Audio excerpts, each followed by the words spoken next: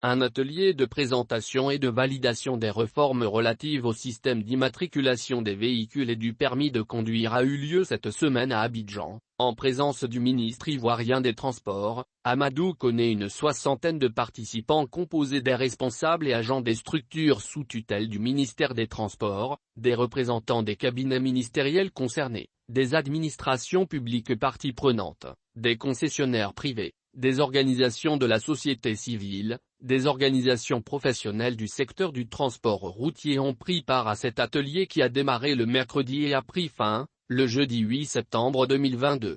Cette rencontre a pris en compte toutes les préoccupations des parties concernées par les réformes relatives au système d'immatriculation des véhicules et du permis de conduire à point afin de faciliter leur mise en application. Malheureusement, les fêtières des auto-écoles n'auraient pas été associées aux travaux. Au cours d'une rencontre avec la presse, Cissé Lamine, vice-président de l'Union nationale des auto-écoles de Côte d'Ivoire, UNESI, et secrétaire général du syndicat du patronat des auto-écoles a dénoncé ce fait qu'il juge anormal. Je viens vers vous pour dénoncer un fait qui n'est pas normal. Nous soutenons le ministre des Transports dans toutes ses réformes et actions. Nous sommes surpris qu'il ne nous a pas associés à l'atelier de présentation et de validation. En tant que la principale fêtière qui représente 90% des auto-écoles de Côte d'Ivoire, nous n'avons pas été associés à cet atelier. C'est sur les réseaux sociaux et dans la presse que nous avons appris l'information. C'est injuste parce que c'est nous qui enseignons le code de la route et la sécurité routière aux usagers. Nous devons être imprégnés des textes et c'est nous qui devons les enseigner aux conducteurs, a déclaré le secrétaire général du syndicat du patronat des auto-écoles. Ceux qui perdront les points, c'est à l'auto-école qu'ils reviendront pour apprendre le code. C'est pourquoi, Cissé Lamine estime que la non-participation des patrons d'auto-école à cet atelier de validation est injuste. On nous cache quoi? Cette réforme est salutaire pour nous, pour que, le ministre Amadou Koné ne nous associe pas. Nous applaudissons cette réforme parce que la délinquance routière fait beaucoup de victimes en Côte d'Ivoire. Nous avons aussi notre mot à dire, nous ne pouvons pas entrer aveuglément dans ce nouveau système. Ce n'est pas normal.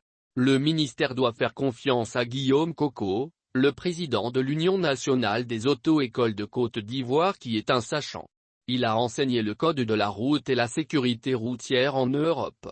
Le ministère devrait nous associer, nous avons aussi notre mot à dire pour que cette réforme soit consensuelle. La base c'est l'auto-école. Toutes les décisions qui seront arrêtées seront appliquées par les auto-écoles, a-t-il ajouté. Selon lui, des personnes qui ne savent pas ce que c'est qu'un panneau stop, les recommandations et les interdictions dans un virage, ont décidé à la place des patrons des auto-écoles.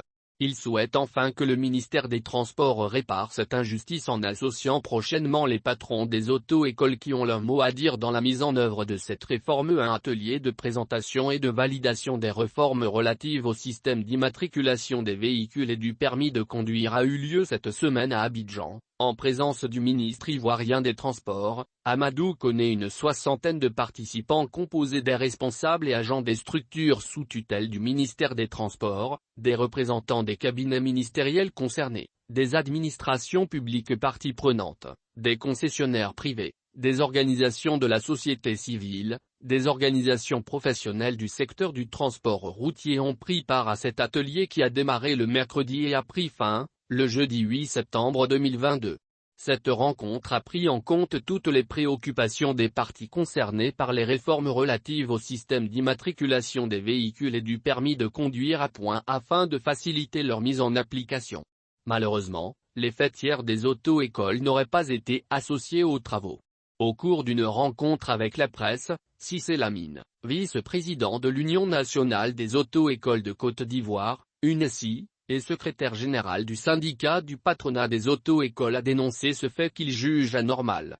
Je viens vers vous pour dénoncer un fait qui n'est pas normal. Nous soutenons le ministre des Transports dans toutes ses réformes et actions. Nous sommes surpris qu'il ne nous a pas associés à l'atelier de présentation et de validation.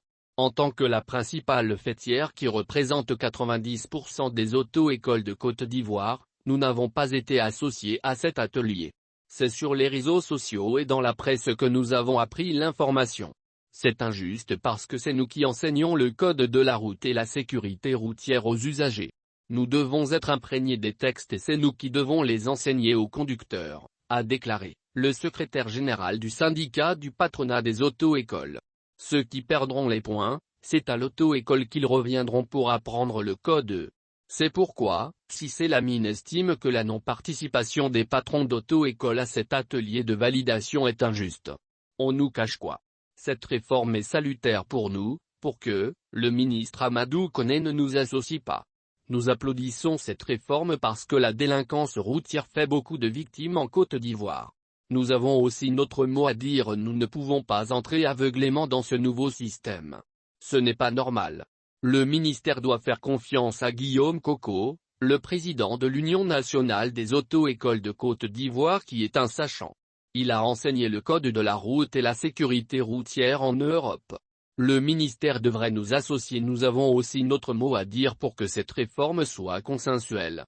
La base c'est l'auto-école.